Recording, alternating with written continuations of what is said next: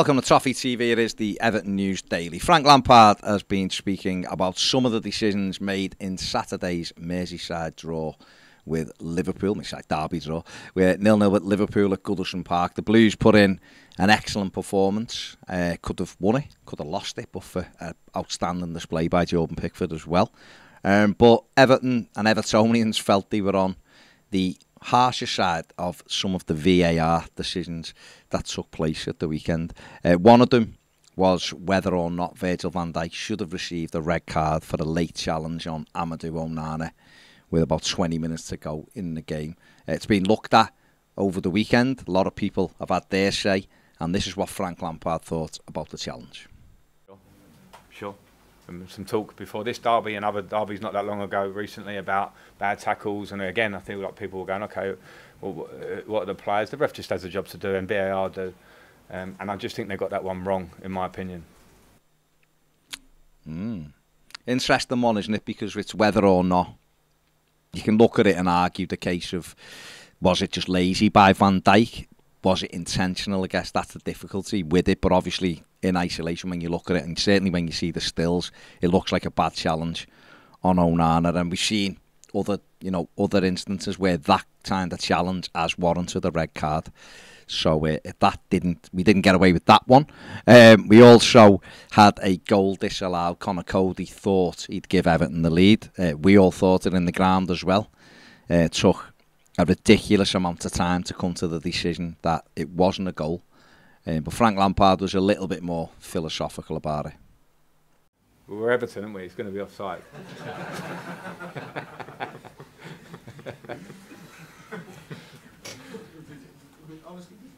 No, my instinct was it was going to be close. I didn't really celebrate because I felt, those ones that flash across can go either way. It's hard. I didn't have the angle to see it, but just by the nature of how he arrived on the goal line, I wondered whether he got there quick enough because it was fired across, wasn't it? So I presumed he was in a possible offside position.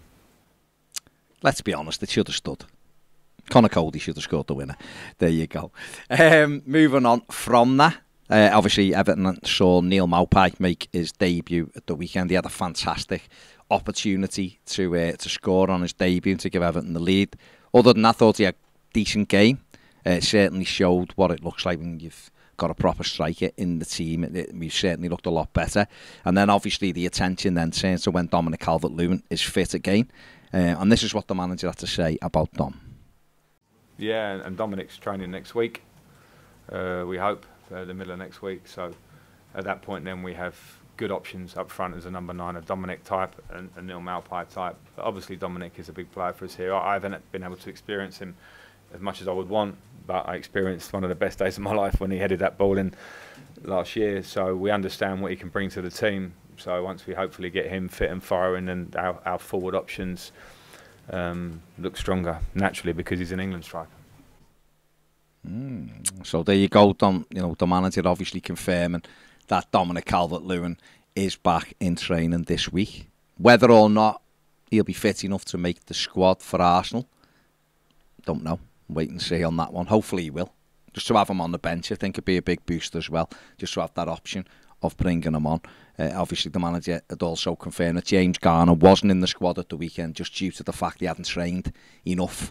He's missed quite a bit of training at Manchester United and he'd only had one session with the team. So I imagine he'll have a good week this week and then will be certainly in the squad to make the trip to the Emirates on Sunday for a difficult game at Arsenal. And Abdoulaye Doucouré as well is back in full training, so expect him to be in the squad as well as Everton start to get a few more bodies back and to make the squad look even stronger. So there you go on that one. Dermot Gallagher has tried his best to explain some of the decisions today when he does his ref watch. To be honest, all he did was make himself look a bit stupid, or certainly make the rules look stupid. One in particular, he obviously backed the referees. He backs the referees on every decision, regardless of what they are. He certainly backed the yellow card for Virgil van Dijk. Said it wasn't a red. Talked about where the foot landed on the leg, which is berserk. But there you go. That's Dermot Gallagher. Why he wears all black as well, I don't know. Is he in mourning because he's not a ref anymore? I'm not sure. But he was trying to explain the offside goal, and the fella who was doing it with him has ended up laughing at him because he's just made himself look a divvy, or he's made the rule look stupid. Talking about the reason why it wasn't given was because James Milner doesn't try to play the ball.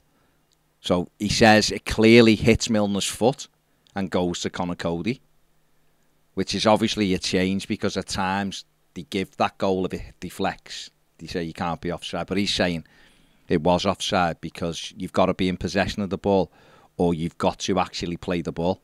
And when he was asked, well, what was Milner doing then if he wasn't playing the ball? He replied, well, he was trying to put a block in. And when the presenter asked, well, isn't that trying to block the ball?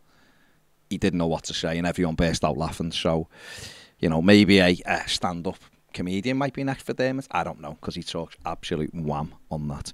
And finally, Everton had a couple of players on loan make the debuts at their new clubs at the weekend. Lewis Warrington came on in the first half during Fleetwood Town's 1-1 draw at home to Wickham. Made his debut there. And Portuguese midfielder Andre Gomes came on as a second half substitute for Lille in their 3-1 win at Montpellier. Good luck to both of them.